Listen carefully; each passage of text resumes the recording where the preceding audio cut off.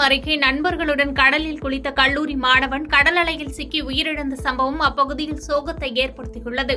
கடலூர் மாவட்டம் மஞ்சக்குழி கிராமத்தைச் சேர்ந்த சங்கர் என்பவரது மகன் அன்பரசன். இவர் கடலூரில் உள்ள தனியார் கல்லூரியில் BE மெக்கானிக்கல் 3ஆம் ஆண்டு படித்து வந்தார். இந்த நிலையில் நேற்று மாலை தனது நண்பர்களான தமிழ், சந்தோஷ் ஆகியோருடன் அன்பரசன் சாமியார்பேட்டை கடற்கரைக்கு சென்று கடலில் குளித்துள்ளார். அப்பொழுது எதிர்பாராத விதமாக அன்பரசன் கடல் அலையில் சிக்கி இழுத்து செல்லப்பட்டு மாயமாக்கிய நிலையில் மயங்கிய நிலையில் அவரை மீட்டு அருகிலுள்ள அரசு ஆரம்ப சுகாதார நிலையத்திற்கு முதலுதவிக்காக கொண்டு சென்றனர். அங்கு அன்பரசனை பரிசோதனை செய்த மருத்துவர்கள் அவர் ஏற்கனவே உயிரிழந்து விட்டதாக தெரிவித்தனர்.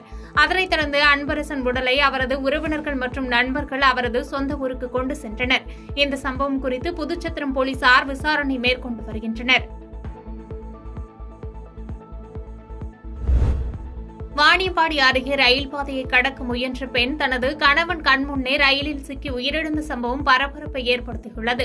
சென்னையைச் சேர்ந்த ரிஸ்வான் செரின் தம்பதியர்கள் வாணியம்பாடியில் உள்ள தனது உறவினர்கள் வீட்டு திருமண விழாவிற்கு வந்த நிலையில் ரயில்வே பாதையை கடக்க முயன்றபோது எதிர்பாராத விதமாக கணவன் கண்முன்னே மனைவி ஷெரின் ரயிலில் சிக்கி சம்பவ இடத்திலேயே உயிரிழந்தார்.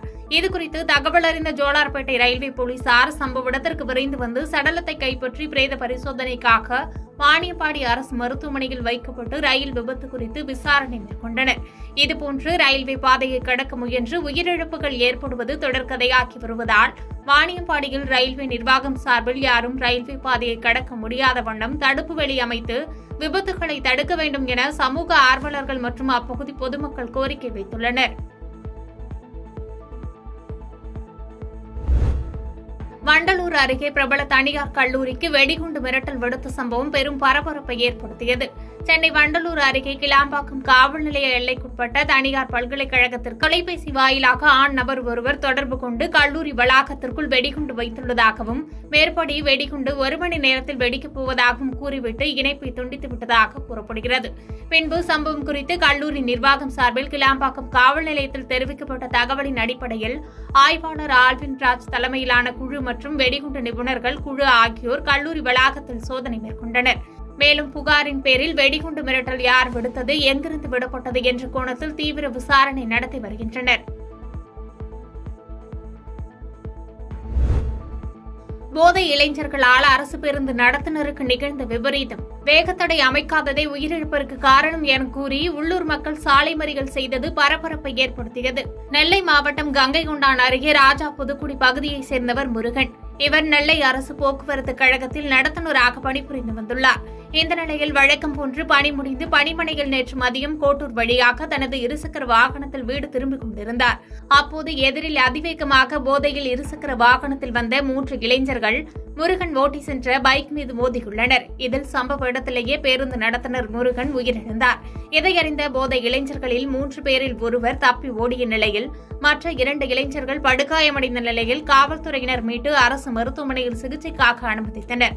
கோட்டூர் அருகிலேயே 2 டாஸ்மாக்குகள் இயங்கி வருவதாகவும் இதனால் கடந்த 3 மாதங்களில் 10 பேர் வரை விபத்தில் இறந்துவிட்டதாக கூறியும் சாலையில் 6 இடங்களில் வேகத்தடை அமைக்க கோரி தொடர்ச்சியாக மனு அளித்தும் இதுவரை எந்த நடவடிக்கையும் எடுக்கப்படவில்லை என்று பல்வேறு குற்றச்சாட்டை முன்வைத்து உள்ளூர் மக்கள் சாலை மறியல் செய்தனர். காவல்துறையினர் சார்பில் வேகத்தடைகள் அமைக்க நடவடிக்கை எடுக்கப்படும் என உறுதி அளித்ததன் பேரில் மறியல் போராட்டத்தை தற்காலிகமாக கைவிட்டு அப்பகுதி மக்கள் அங்கிருந்து கலைந்து சென்றனர். ஓமலூரில் மாநில நெடுஞ்சாலையில் மரம் உடைந்து விழுந்ததில் போக்குவரத்து பாதிப்பு ஏற்பட்டதைத் தொடர்ந்து வருவாய்த்துறை அதிகாரிகள் பொதுமக்கள் உதவியுடன் சாலையில் விழுந்த மரத்தை வெட்டி அகற்றி போக்குவரத்தை சீர் செய்தனர். சேலம் மாவட்டம் ஓமலூர் நகர பகுதிகளில் மழையுடன் காற்றும் பலமாக வீசியது. இதனால் ஓமலூர் அரசு மருத்துவமனை வளாகத்தில் இருந்த புளிய மரத்தின் ஒரு பகுதி உடைந்து மேட்டூர் சேலம் சாலையில் விழுந்தது. இதனால் இருபக்கமும் வாகனங்கள் செல்ல முடியாமல் கடுமையான போக்குவரத்து பாதிப்பு ஏற்பட்டது. இதுகுறித்து தகவல் அறிந்த ஓமலூர் தாசில்தார் ரவிக்குமார் மற்றும் பேரிடர் மேலாண்மை துறை அதிகாரிகள் சம்பவ இடத்திற்கு விரைந்து வந்தனர். மேலும் அந்த பகுதியைச் சேர்ந்த பொதுமக்களும் அங்கு கூடிய நிலையில் சாலையில் விழுந்த மரக்கிளைகளை வெட்டி அகற்றும் பணியில் ஈடுபட்டனர். இதையடுத்து சுமார் 1 மணி நேரம் பணிகள் செய்து முடித்த பிறகு போக்குவரத்து சீர் செய்யப்பட்டது. பொதுமக்களே நேரடியாக களத்தில் இறங்கி மரங்களை வெட்டி அகற்றி போக்குவரத்தை சீரமைத்த நிலையில் விரைவாக செயல்பட்ட இளைஞர்களுக்கு தாசில்தார் ரவிக்குமார் பாராட்டி நன்றி தெரிவித்தார். சென்னை விமான நிலையத்தில் சுங்க இலாக்கா அதிகாரிகள் அதிரடியாக செயல்பட்டு 3.91 கோடி மதிப்பிலான தங்கத்தை பறிமுதல் செய்தனர். சென்னை மீனம்பாக்கம் அண்ணா பன்னாட்டு விமான நிலையத்திற்கு துபாயில் இருந்து தங்கம் கடத்தப்பட்டு வருவதாக சென்னை சுங்கத்துறை வான் நுண்ணறிவு பிரிவு அதிகாரிகளுக்கு ரகசிய தகவல் கிடைத்தது. இதையடுத்து தீவிரமாக கண்காணித்த அதிகாரிகள் விமான நிலையத்தில் சந்தேகம் ஏற்படும்படி இருந்த 5 பயணிகளை அழைத்து விசாரித்தனர். இதில் முன்னுக்கு பின் முரணாக பதிலளித்த அவர்களை சோதனை செய்ததில் அவர்கள் மறைத்துக் கொண்டு வந்த 24 கேரட் கொண்ட 10 முட்டை வடிவிலான தங்கப்பசையையும் 7 தங்கச் சங்கிலிகளையும் கண்டுபிடித்தனர். தங்கத்தை கணக்கிட்ட போது 6168 கிராம் இருந்ததும், மேலும் அவற்றின் மதிப்பு ரூபாய் 3.91 கோடி எனவும் தெரியவந்தது. பின்னர் அதிகாரிகள் தங்கத்தை பறிமுதல் செய்து 5 பேரையும் கைது செய்து சிறையில் அடைத்தனர். பாதகம் செய்பவரை கண்டால் நாம் பயங்கொள்ளலாகாது பாப்பா, மோதி மிதித்து விடு பாப்பா, அவர் முகத்தில் உமிழ்ந்து விடு பாப்பா. அண்மை செய்திகளை உடனுக்குடன் தெரிந்து கொள்ள இணைந்திருங்கள் இயம்நாடு தொலைக்காட்சியுடன்.